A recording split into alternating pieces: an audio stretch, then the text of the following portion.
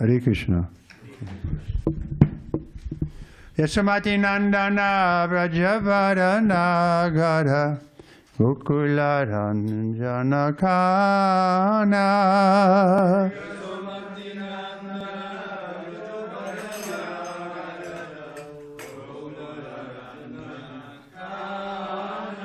Oh, Yasamati Nandana Vrajavadana Gada Gokula Ranjana Kana.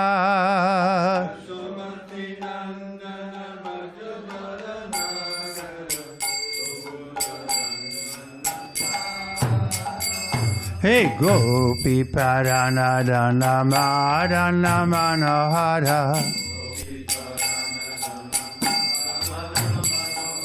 Gopi Paranadana Madana Manohara.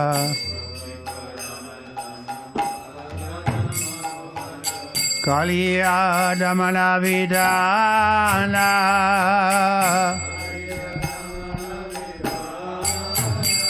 Hey Kaliya Damana Vidana.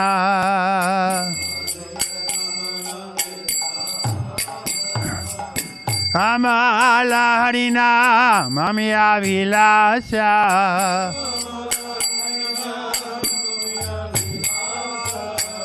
Amala Harina Mamya Vilasa.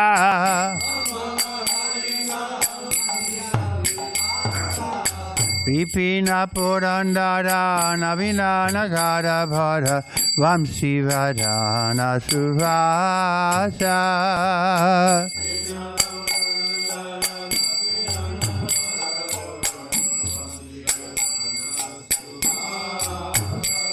Hey Vipina Purandara Navina Nagara Bhara Vamsi Vadana Suvasa.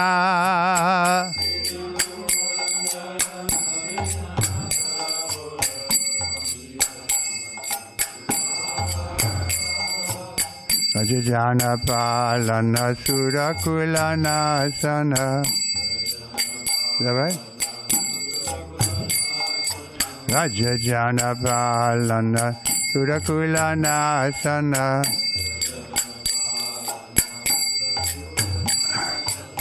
Nanda Godana Rakovala.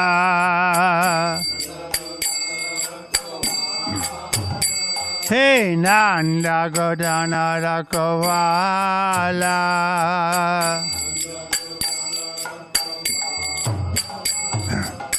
Govinda Madhava Navanita Taskara.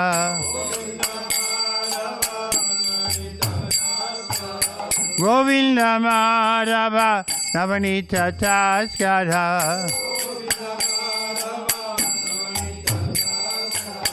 Sundarananda Gopala.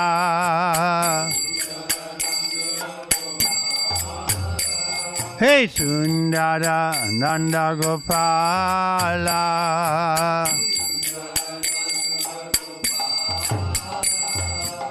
Yamuna Tatachara Gopi Vasanahara.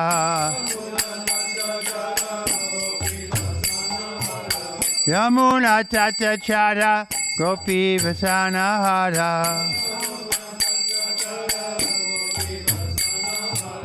Rasara Sikha Kripa Moya.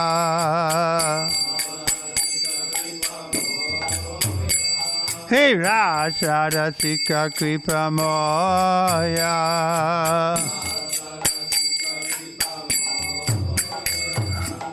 Shri Radha Vallabha Vrindavana Natavadha. Shri Radha Vallabha Vrindavana Natavadha.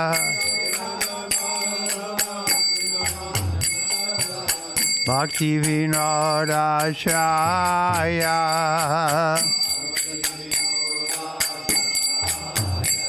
Hey Bhakti Vinoda Shaya.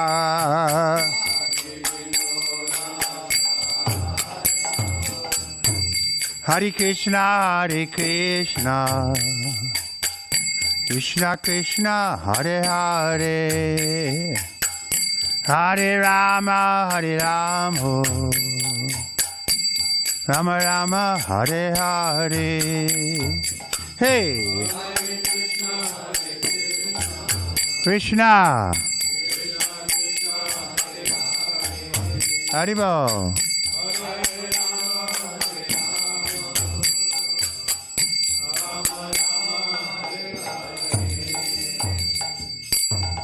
Do we have a translation?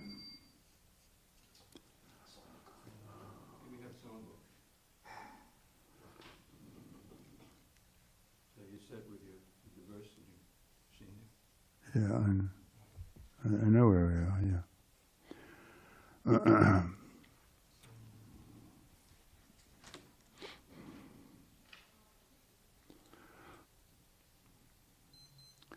Sometimes Krishna likes to hear himself glorified along with his devotee, even more than directly.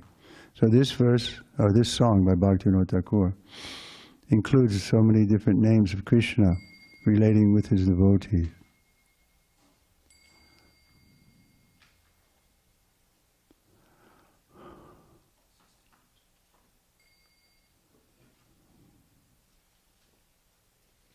No, I don't have my glasses. You say it.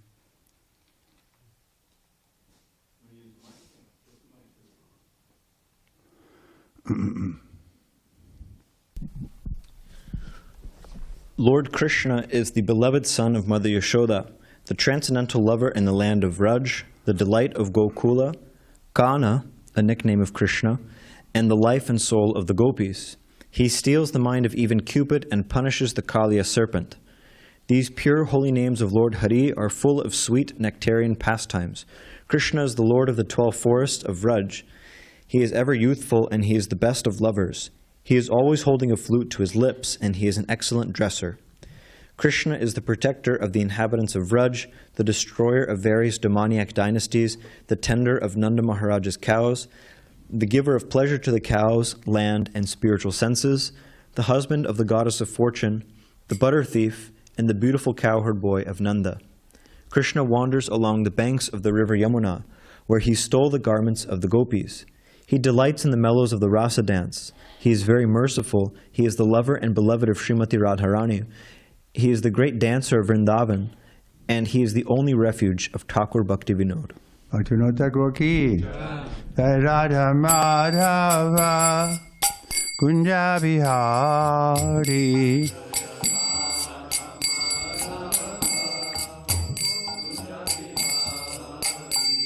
Jaya Radha Madhava Kunja Bihari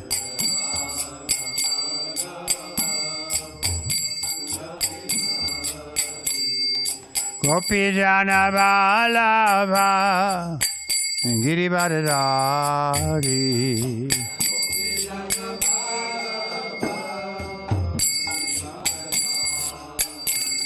Hey Gopi Jana Vallabha Girivardhari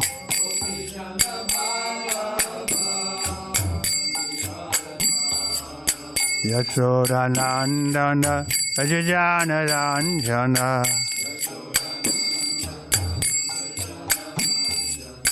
Yashoda Nandana Ajajana Ranjana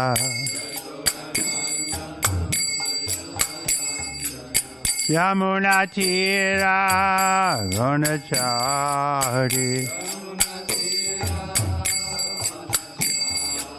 Yamuna Tira Gunachari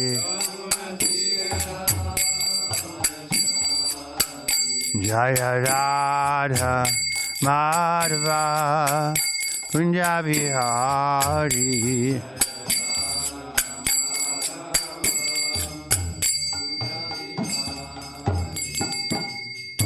Omajnana Timidandasya Janagana Salakayam Chakshusmritam Jena Tasmai Shri Gurave Namaha Shri Chaitanya Manovistam Shapitam Jena Bhutale Swayam Upakada Maya Dadatvisha Padantikam Vandeham Shri Guru Shri Yatavar Kamalam Shri Gurun Vaishnavamscha Shri Rupam Sagajatan Sagana Raganatan Vitam Sajivam Sarvaitam Sarvarutam Parijana Sahitam Krishna Chaitanya Devam Shri Radha Krishna Padan Sagana Lalita Shri Vishaka Vitamscha He Krishna Karana Sindhu Dinabandhu Jagatpate Gopisha Gopika Kanta Radha Kanta Namostute Tapta Kanchana Gaurangi Radhe Vrindavaneshwari Vishavanustute Devi Mami Hari Priye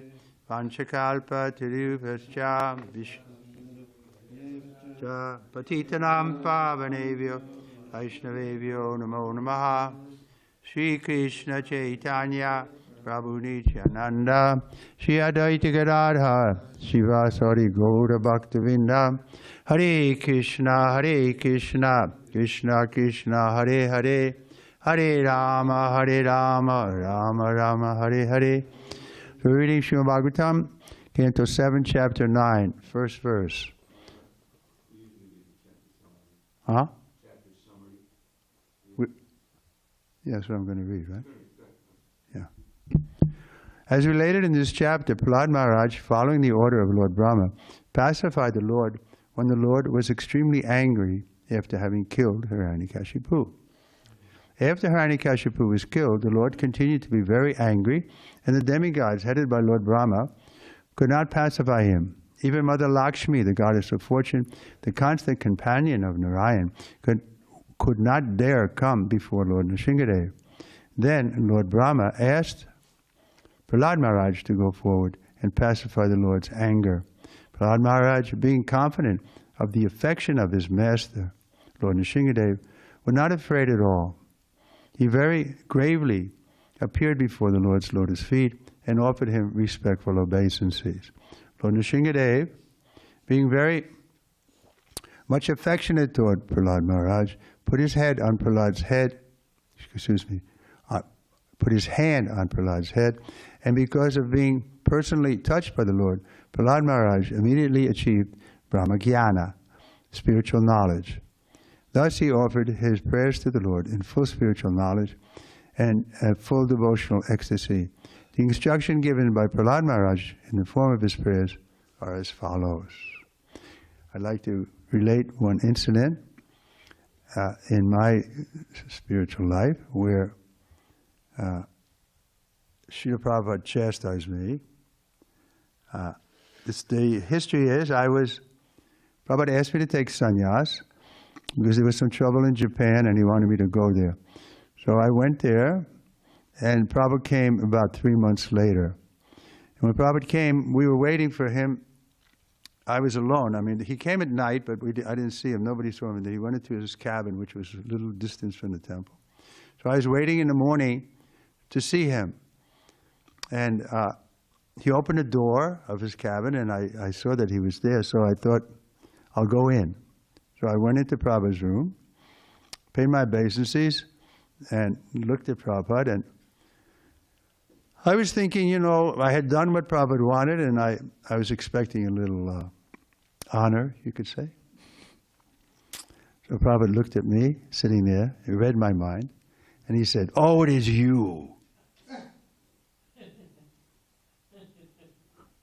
Call the others." So I went and called the others. The GBC was there and so on. And that was the end of the pastime. But my faith didn't diminish at all because I knew Prabhupada was my well-wisher. That was already established, just like Prahlad is saying. He knows Lord Nrsingadev is his well-wisher. And so there's no fear. So some people were afraid of Prabhupada. I wasn't afraid because I knew he was my well-wisher. That was already established before. In many ways, I saw that he was my well-wisher. So he was free to cut whenever he felt like it. And I didn't protest. I mean, I was a little surprised. But I thought, okay, this is what Prabhupada is doing. And he knows better than me what's good for me. Next paragraph. Prahlad said, I am not proud of being able to offer prayers to the Supreme Personality of Godhead. That's a good point. I simply take shelter of the mercy of the Lord, for without devotion one cannot appease Him. One cannot please the Supreme Personality of Godhead simply by dint of high parentage or great opulence, learning, austerity, penance, or mystic power. Indeed, these are never pleasing to the Lord, for nothing can please Him but pure devotional service. Even if a non-devotee is a Brahmin qualified with the 12 Brahminical symptoms, he cannot be very dear to the Lord. Whereas if a person born in a family of dog-eaters is a devotee, the Lord can accept his prayers. The Lord does not need anyone's prayers, but if a devotee offers his prayers to the Lord, the devotee benefits greatly. Ignorant persons born in low families, therefore, can sincerely offer heartfelt prayers to the Lord, and the Lord will accept them. As soon as one offers his prayers to the Lord, he is immediately situated on the Brahman platform. Any comments, questions? You see, this is Lord Chaitanya's mood. He picked up Haridas Thakur, was born in a Mohammedan family. So we're also, in the Western world, we're considered as Malechas and Yavanas by the caste Brahmins, but still, we can get the mercy of the Lord. This is our goal. We want to somehow or other get the mercy of the Lord. And what's the easiest way to get the mercy of the Lord? Is to get the mercy of the devotee of the Lord. And who is the recognized devotee of the Lord? Srila Prabhupada! Yes, I remember once we were sitting with Prabhupada and a devotee came in and he was... he's still an active devotee, actually. And Prabhupada said to him, so Ishan, you remembering Krishna? We were sitting 4 or 5 of us, and this devotee just came in. Anybody know Ishan? Yeah. So Ishan, at the time, I don't know I haven't met him in 30 years or something, but he was a little mental. He said, well, Prabhupada, he was speaking a little slowly, and Prabhupada said, that's okay. You can remember me remembering Krishna. So that's Prabhupada's position. Sakshat Hari. He's not Krishna. Those who claimed he was Krishna, he threw them out of his movement. 1970, I was there in New Vrindavan. Never thought he was Krishna, but he knew that he was the representative. I can tell a follow-up story. How once Prabhupada was giving class, and he said,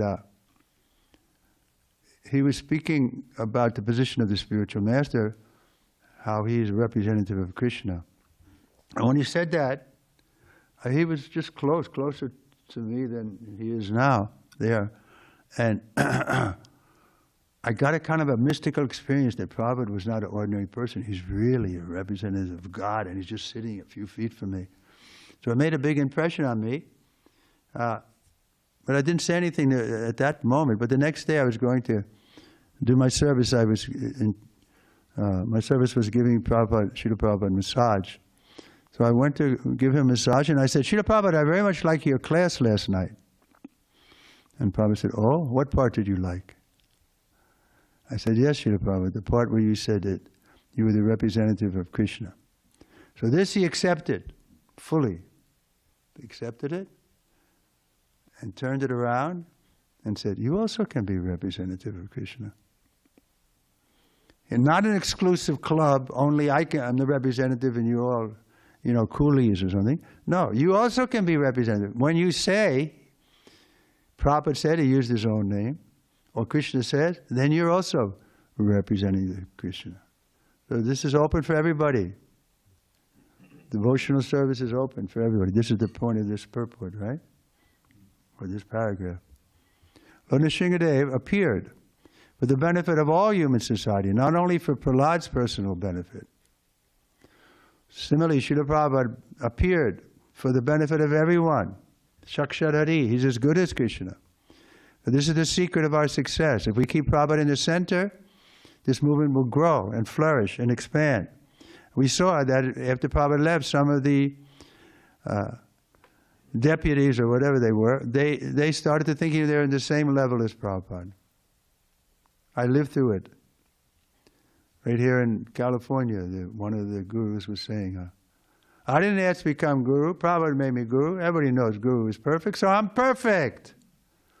And then he was, having trouble with his female disciples, and later on had to give up sannyas and so on. So the point is, Prabhupada told us at the end, keep the acharya in the center. What is the difficulty? We're reading from Prabhupada's books. We have Prabhupada's Murti. We're all Prabhupada Nugas, you can say. So it's not very difficult. It's natural that we want to keep Prabhupada in the center. Then we all have a connection. Even my disciples, I also want them to keep Prabhupada in the center. This is the proper consciousness. What did I do and what has Prabhupada done? So we want to keep Prabhupada in the center, and then Krishna will be quickly pleased because he is Bhaktavatsal. He likes to see his devotees glorified. He wants to give credit to Arjuna. He wants to give credit to Bhima when he's fighting Jarasandha. Okay. Where are we? Lord Nishim appeared for the benefit of all human society. The fierce form of Lord Nrsimhadev may appear most awful to a non-devotee, but to the devotee of the Lord, but to the devotee, the Lord is always affectionate, as he is in any other form. Conditional life in the material world is actually extremely fearful. Indeed, a devotee is not afraid of anything else. Fear of material existence is due to false ego. Therefore, the ultimate goal of life for every living entity is to attain the position of being servant of the Lord. Again, servant of the servant. We go through Prabhupada and we'll be safe. The miserable conditions of the living entity in the material world can be remedied only by the mercy of the Lord. Although there are so-called material protectors like Lord Brahma and other demigods, or even one's own father, they are unable to do anything if one is neglected by the Supreme Personality of Godhead.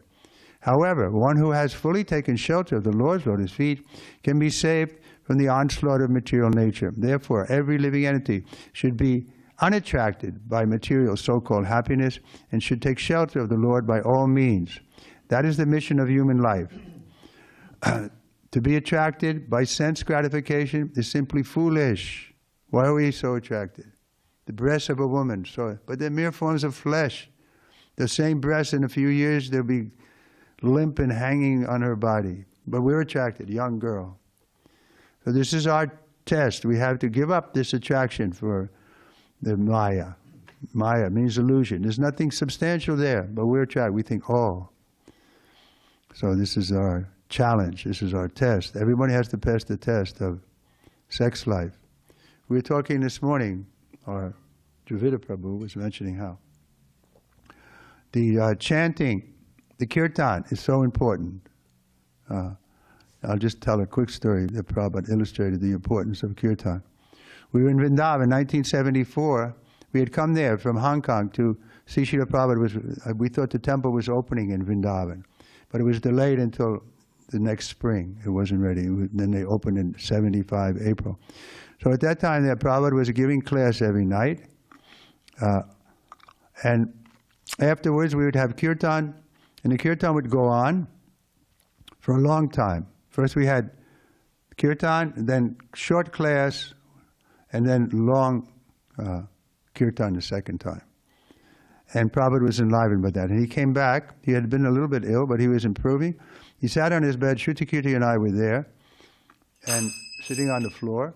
And Prabhupada was on the bed, and suddenly Prabhupada spoke, like from his heart, from his core. He said, "This kirtan is the special mercy of Lord Chaitanya.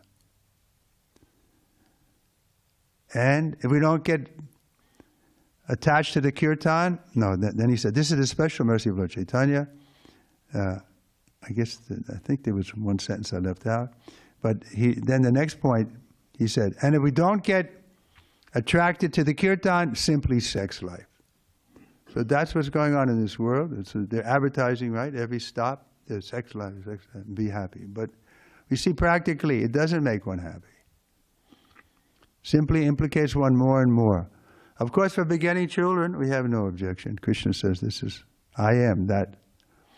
So you brahmacharis, you want to get married, it's a big responsibility. You have to take care of the wife and children for at least 25, 30 years. better to stay brahmachari. So even Brahma and the goddess of fortune cannot achieve the full favor of the Lord, whereas a devotee can very easily attain such devotional service. The Lord's mercy is bestowed equally upon everyone, regardless of whether one is high or low, because Prahlad Maharaj was blessed by Narada Muni. Prahlad became a great devotee. The Lord always saves the devotees from impersonalism, from impersonalists and voidists. The Lord is present in everyone's heart as the super soul to give the living being protection and all benefits. Thus the Lord acts sometimes as the killer and sometimes as the protector. One should not accuse the Lord of any discrepancies. It is His plan that we see varieties of life within the material world. All of them are ultimately His mercy. Comments, questions? Yes, sir. I have a question about sex life. What is the essence of the attraction to it? What is Adi Rasa. Krishna is the attraction. Krishna's relationship with Radharani.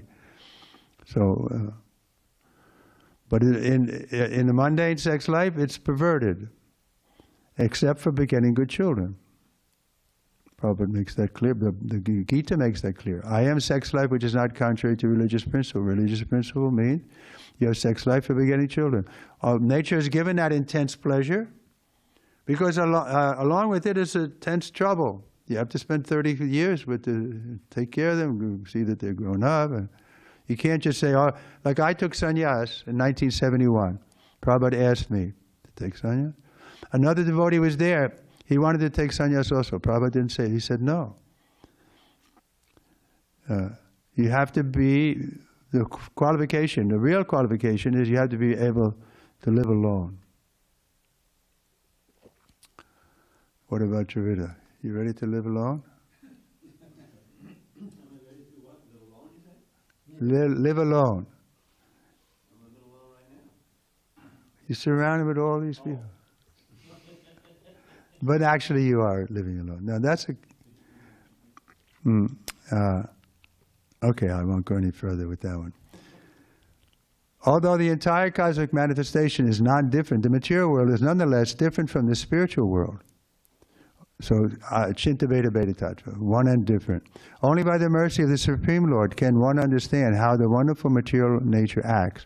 For example, although Lord Brahma appeared from the lotus seed that had grown from the abdomen of Garbhodaksha Vishnu, he could not understand what to do after his appearance.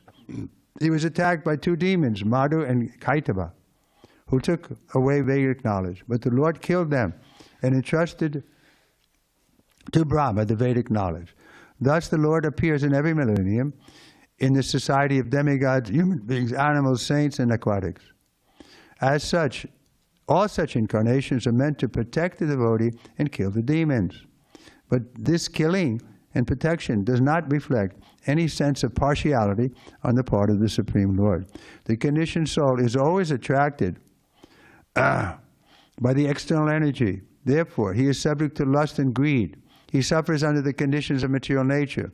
The Lord's causeless mercy towards him, his devotee, is the only means by which to get out of the material existence.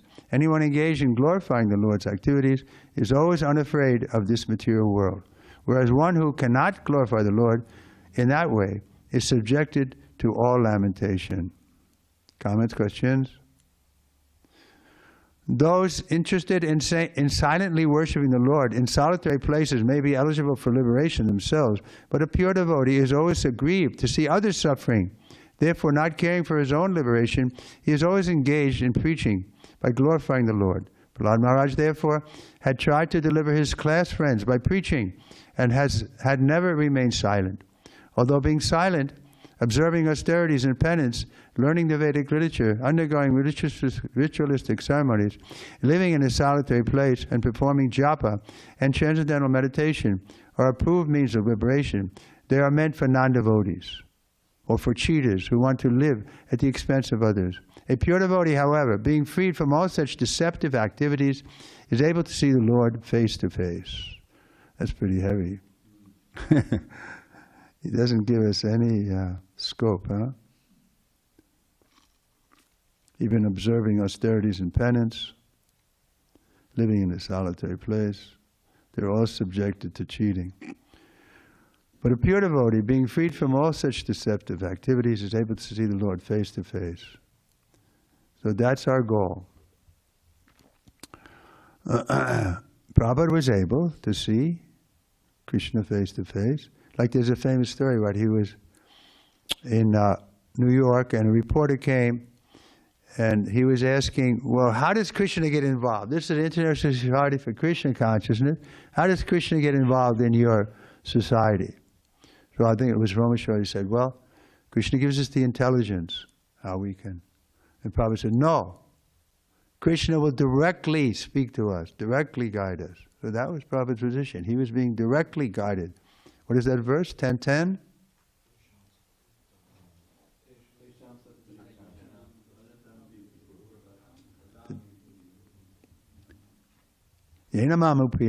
Yes, he says, I will give you, dadami, I will give you intelligence, you can come to me. So Krishna will give us what we require. Only qualification from our side, we have to be sincere devotees, non-deceptive, non-duplicit. So it's not so easy because since time immemorial, we've been habituated to putting ourselves in the center. The psychiatrists or whatever they are, they say that a child at a certain amount of months, at 8 months or 14 months, they actually think that they're the center of the world. They actually think that. And they think that, you know, the parents are coming into their world in this way and this way. But they think that's how we're born. It's called false ego. Everyone is born putting themselves in the center. Just like we have Trump, right? And we see Putin. Politicians are very subjected to this. Napoleon. They think, he was asked, when at one point he said, I am France. Napoleon, yeah. Yeah. This is the Maya. You think that you're the center, you're the most important. So we have to become humble. Just like when Prabhupada chastised me, at least for a few moments there, I was humble. I wasn't humiliated because I know it was coming from Prabhupada and he was my well-wisher. But I felt, could I share a quick story how Prabhupada made me humble? Okay, I was giving massage, right? And in London, first big open program was there. And 1969, after Prabhupada came in September, so it was maybe October. And we had maybe 400 or 500 people came, mostly Hindus, 50% Hindus at least. And some of them were interrupting. One man was saying, what about Lord Shiva? He stood up and like that. They were challenging Prabhupada, even while he was speaking. So Prabhupada said, sit down, you are nonsense. So we never saw Prabhupada so bold, because under ordinary dealing, he was very humble. So the next day, I was giving massage, and it was a series of lectures, so he was going to speak again that night. So I was giving massage. I used to give 11 o'clock in the morning, I would go, before he took lunch. And I was massaging, and I was thinking how Prabhupada was so bold here. And like a trainer, I was thinking I was getting Prabhupada in shape for another knockout performance. I was massaging and talking and massaging, and my mood was like, me and you, Prabhupada, we could take over the world. And massaging and talking, and suddenly Prabhupada said, no! My hands froze on his body. Then he said with another voice, like a 7-year-old child, from way in his heart he spoke, he said, I am just a humble servant. I felt so embarrassed. I was thinking, I shouldn't be in the same room with this person. He's such an aristocrat, and I'm just an ordinary guy from New York. What to speak of being allowed to touch his body? And there was a throw rug there, and I thought I should go under the rug. Because that's how Prabhupada was teaching. He was actually humble, and by his humility, I felt became humble, at least for a moment. So that was Prabhupada's wonderfulness. He really did think he was a humble servant. How is it about? Because he was always remembering his spiritual master, always remembering Krishna. So in that relationship, he was a humble servant. What is it? Lord Chaitanya said? Das, Anudas. Ah. Yeah. Servant of the servant of the servant of the gopis in Vrindavan.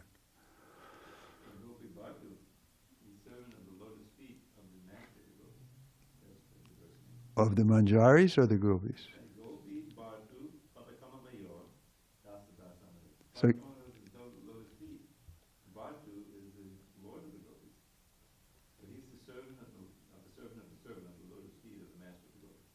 Jai.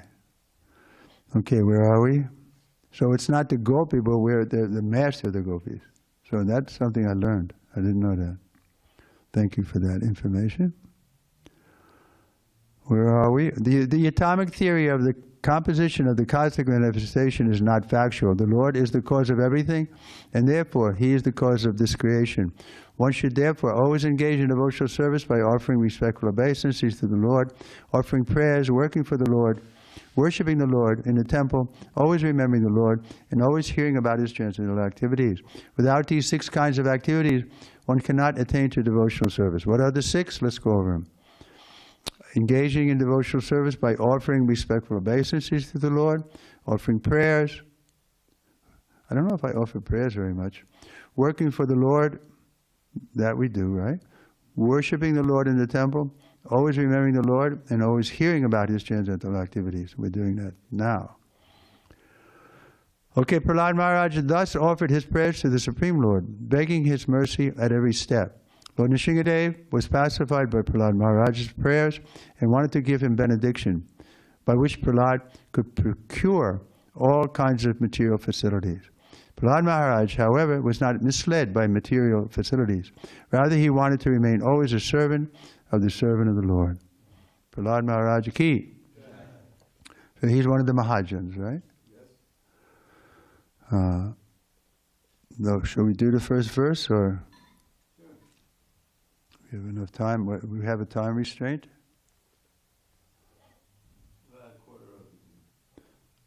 Where's the clock?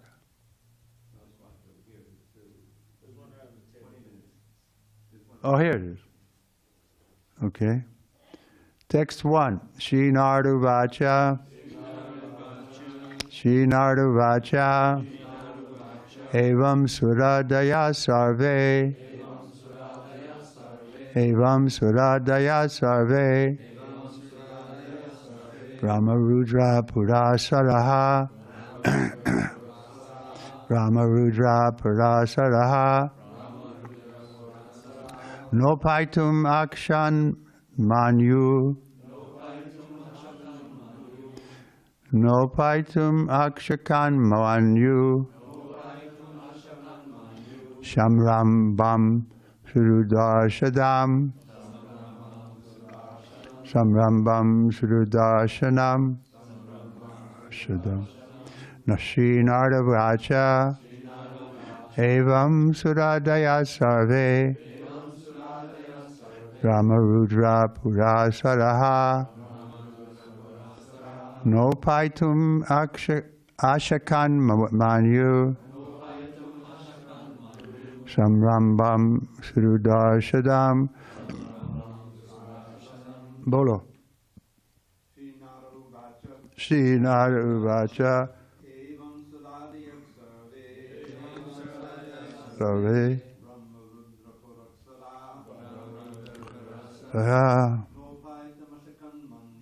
No Paitum Akashan Manyu.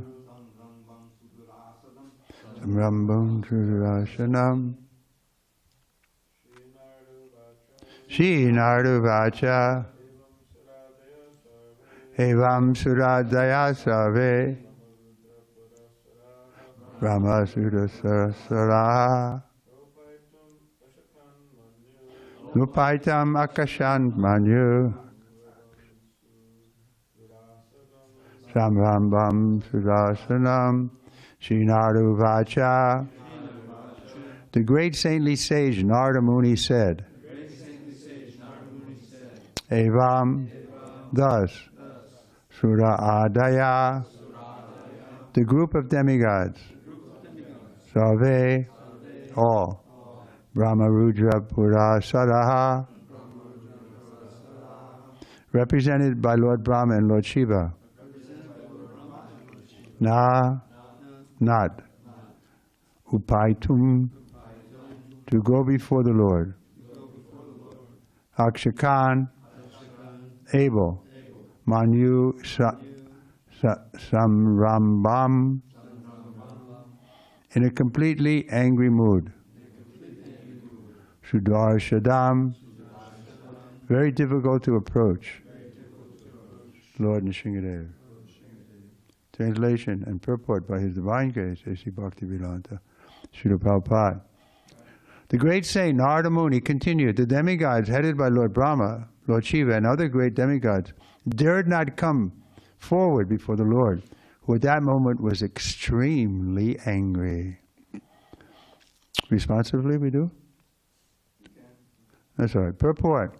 Srila Narottam Das Thakur has sung in his Prema Bhakti Chandrika, Krodha Bhakta Devesa Jane. Anger should be used to punish a demon who is envious of devotees. Kama, Krodha, Lobha, Moha, Mada, and Matsyarya. Lust, anger, greed, illusion, pride, and envy all have their proper use for the personality of Godhead and His devotee. A devotee of the Lord cannot tolerate blasphemy of the Lord or His other devotees. And the Lord also cannot tolerate blasphemy of a devotee. Thus, Lord Nrsingadev was very angry that the great demigods, like Lord Brahma and Lord Shiva, and even the goddess of fortune, who is the Lord's constant companion, could not pacify him. Even after offering prayers of glorification and praise, no one was able to pacify the Lord in His anger. But because the Lord was willing to exhibit His affection for Prahlad Maharaj, all the demigods and others present before the Lord pushed Prahlad Maharaj forward to pacify him. So this is the prominent quality of the Lord, Bhaktavatsal. He loves Uddhava more than himself. And therefore, Srila Prabhupada is the recognized devotee. If we glorify Him, put Him in the center, so that the whole world comes to know who is His Divine Grace, A.C. Bhaktivedanta Swami Srila Prabhupada, then Krishna will be pleased with us. This is the easy way of pleasing the Lord. Speak the glories of His devotees. And we can. What's stopping us? Prabhupada is a historical figure. He was here just recently, a few years back. And here's his books, and here's his tapes, here's his conversations, here's his lectures. Please, read his book, read these purports. I'm seeing more and more. I'm going over, I have a Zoom conference every day where I'm reading Srimad Bhagavatam. And it's really amazing. I mean, I read all these books before, but to read them again after so many, is so, Prabhupada's purpose is, he's really there. You can see it's not something he just, some book learning that he's repeating and telling us. No, he's realized these things. He's a fully realized soul, and his purpose is proof of that. So anybody reads his books, they're a little open, they can appreciate, who is this person? He's so wonderful. He's not bluffing. He's giving us the real thing. Why don't we take it? Not like this Sadhguru or some bogus people who are cheating. They're just cheating in the name of spiritual life. It was going on in Prabhupada's time also. Therefore, he was always getting angry with them. He would get angry with them. I remember once in Japan, they had a program in a city outside of Tokyo. I wasn't there, but I got the report from Burjan, my friend, who was there. So the program was, this Indian man had invited us, and he invited his guru also. So the guru was sitting on the stage, and the devotees were here. And they had, like they usually do, right? We had kirtan. I wasn't there, but they had kirtan. And then Jayam prayers. And then Prabhupada spoke. And then after Prabhupada spoke, this guru guy started speaking. His mentor there told him. And after he spoke for about 2 or 3 minutes, Prabhupada couldn't tolerate it anymore. He told the devotees, stop him. And Brajjan said, he thought, what should we do? Should we kill him? Or, Prabhupada said, stop him.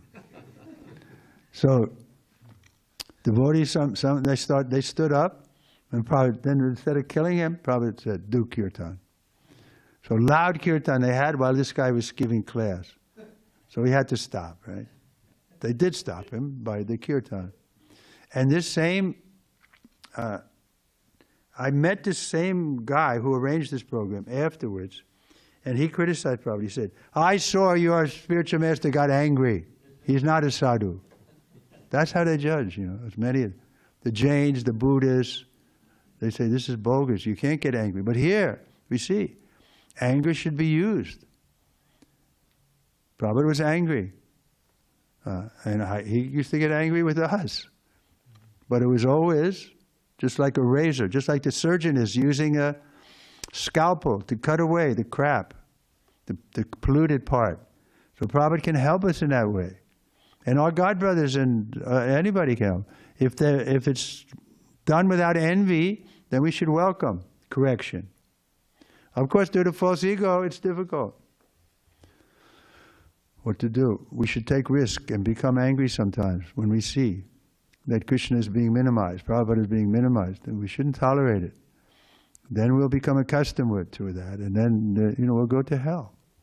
Just like Sati, she couldn't tolerate that her husband was being insulted by her father, and she gave up her body at that time, rather than hear blaspheming of her advanced devotee. Lord Shiva was so advanced.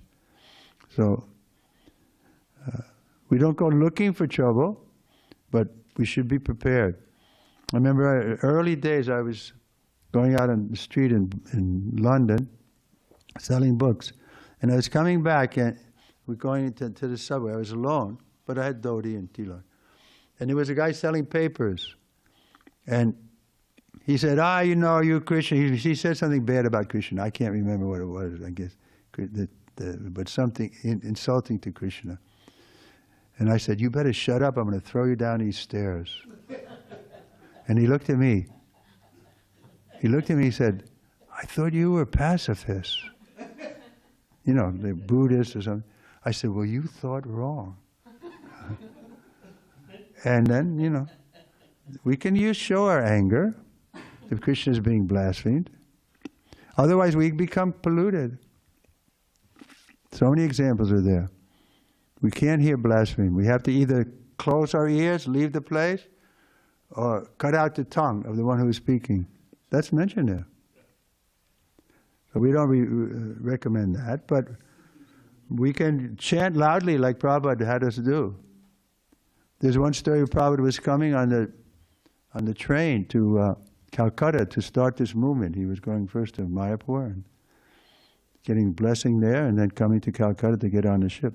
So he's leaving from Bombay, he's on a train, and a prostitute approached him. Prabhupada was a handsome man. The prostitute approached. What did Prabhupada do? Loudly chanted Hare Krishna. Who can imitate that? Come on. Hare Krishna! And she was afraid, of course. And then, so like that, we can be protected by the holy name. We shouldn't be afraid to chant loudly. Sometimes Narada Muni chanted so loudly, the wives of the demons had abortions. Yeah. Of course, we can also chant in our mind. We can chant silently. That's nice. But we shouldn't chant our rounds in our mind. That was a discussion once I was there. One devotee was just chanting in his mouth. Actually, Prabhupada recommends we should chant loud enough so we can hear, or somebody sitting next to us can hear clearly the mantra, every word. So this discussion came up. Somebody was chanting in the mind. And Prabhupada said, does he eat in the mind? No, we should chant audibly so that we can hear it. The main thing is we're chanting so we can hear the holy name. It should be loud enough that we can hear it clearly, each syllable. Hare Krishna, Krishna Krishna, Hare Hare, Hare Rama, Hare Rama, Rama. Okay, any questions? Hare Krishna. Hare Rama? I have a question. Yes, May I? please.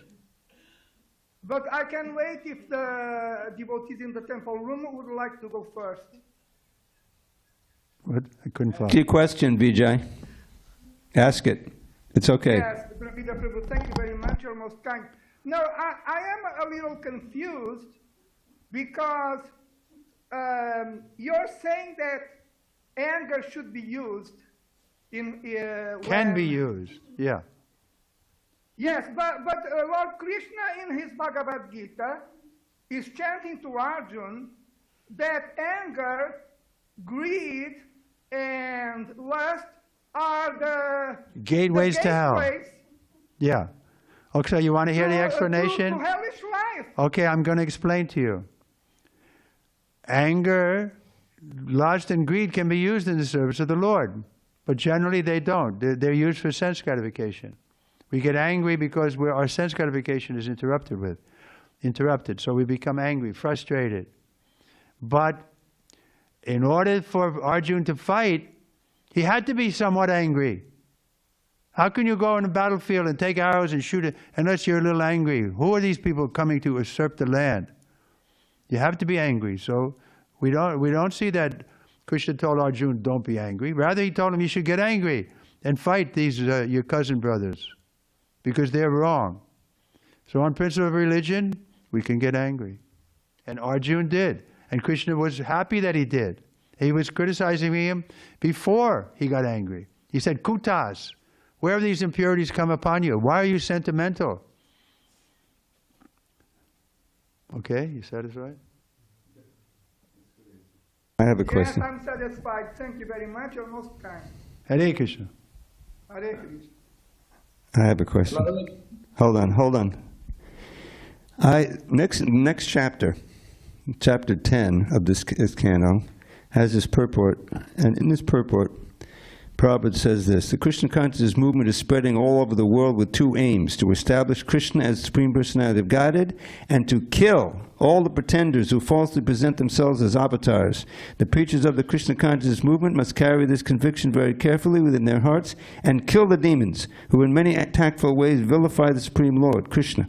If we take shelter of Nrsingadev and Prahlad, it will be easier to kill the demons who are against Krishna and to thus re-establish Krishna's supremacy. Krishna's tu Bhagavan Swayam. So that killing again means killing the demonic mentality. It doesn't mean in Kali Yuga we don't fight with weapons, we kill their mentality. Just like Prabhupada did with that sadhu on the stage. He couldn't speak anymore because the devotees were jumping and screaming, Hare Krishna, and having kirtan in front of him. Yeah. So he was killed in a sense, that he couldn't continue with his lecture. We can understand that metaphor. We understand that. But someone just bought one of the sets. They're selling these sets by the thousands now. And people are reading these books for the first time. Do you think that they're going to pick that up? If they read the whole book, they'll understand. I hope so. Even right there, doesn't he say like Prahlad? Wasn't the example of Prahlad given in that? Prahlad is here. He said, if we take shelter of Nrsingadev and Prahlad Maharaj, it will be easier to kill the demons who are against Krishna. Anyway, I know Prabhupada usually, he also, he says that, we should kill the demonic mentality. Yeah. In Kali Yuga, we don't. If we start killing demons, where will it end? Everybody has some demonic mentality. That's explained. In the Satya Yuga, there was no demons, right? The Treta Yuga, the demons were on other planets. And I don't know exactly, but Dwarka Yuga, they were on the same planet. Then in Kali Yuga, they're in our mind. Everybody has some demonic qualities. So if we start saying, we say, oh, you're a little bit, I want to kill you. We're going to kill. There's no limit. Therefore, we don't kill the demons. Maharaj, you mentioned the daily Zoom class. Can we have details? He wants to attend your Zoom class. How can he attend your Zoom class? I'm having it this morning at 9:30. You have to go. If you send me your email, I can give you the link. but how's it? Yeah, my email is trivikrama.swami@gmail.com. Trivikrama with an A, Trivikrama, all small letters, .swami@gmail.com. You Thank send you me, very much, Alan.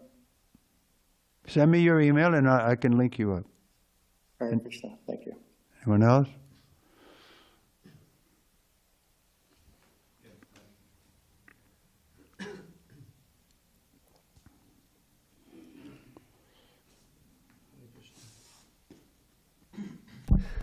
Hare Krishna. My question is, you mentioned that you were there in New Vrindavan in 1971, and Srila Prabhupada kicked out the devotees who had wrongfully... Well, he didn't kick them out. He was in Japan at the time. But he agreed that what he instructed on the phone, that they shouldn't be allowed to stay at any of his temples. Oh, I see. So they were banned, and then later they came back. Well, he told them, you travel and preach, don't stay at any of our temples, and when you're purified of this offense, we can accept you back. And that's how Indra Swami became a devotee also. But my question is, so they had the wrong concept of who Prabhupada was. And what we could also contribute to a misconception if we say the wrong things about Srila Prabhupada. That's true.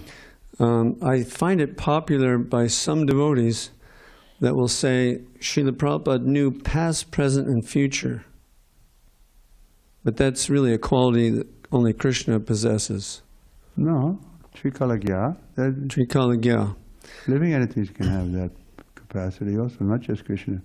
But there is, I'm glad you brought it up, because there is one thing that we should confront, this Rigvik philosophy.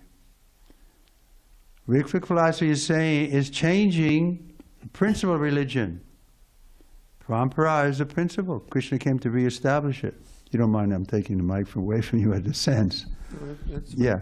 But Prabhupada didn't have the power to do that.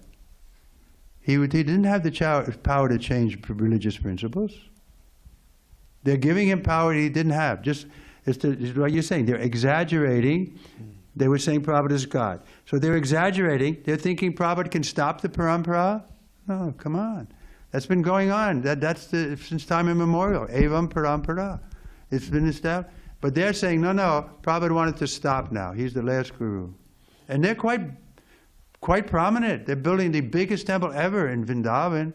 They have money, they have followers, they have thousands of people who buy into this idea that parampara has stopped. Now Prabhupada is the last guru.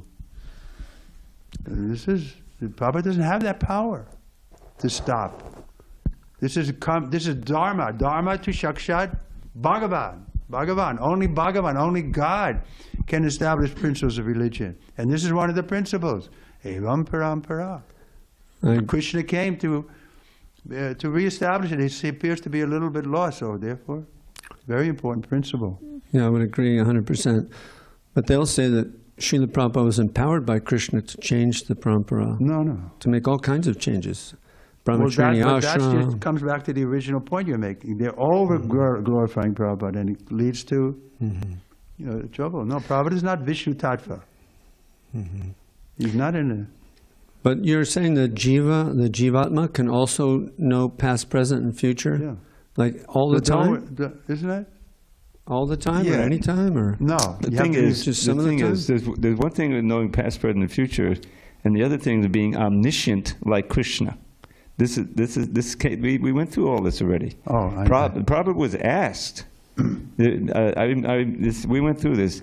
Jayadvaita Das Brahmachari. He was Prabhupada's main editor at one point near the end there.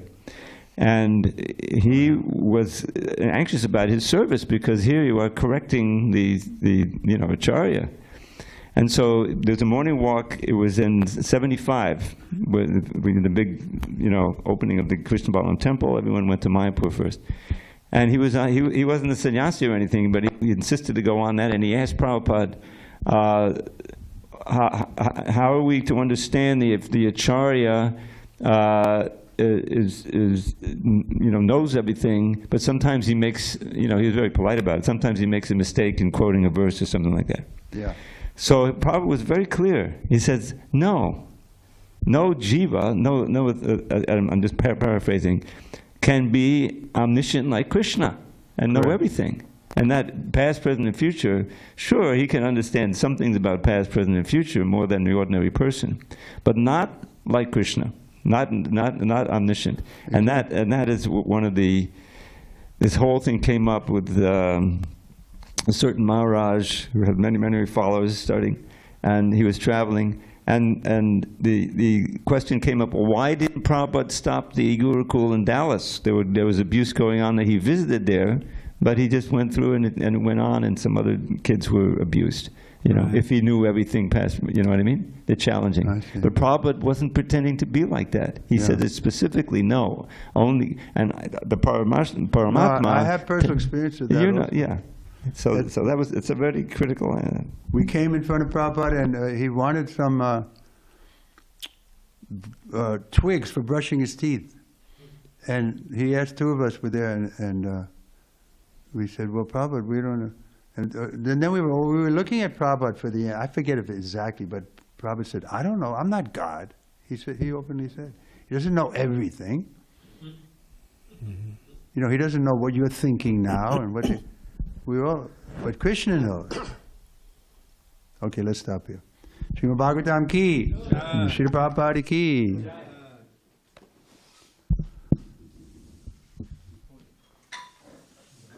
Any rig fix around here?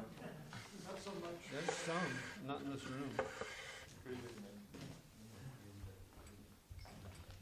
Yeah, they go overboard.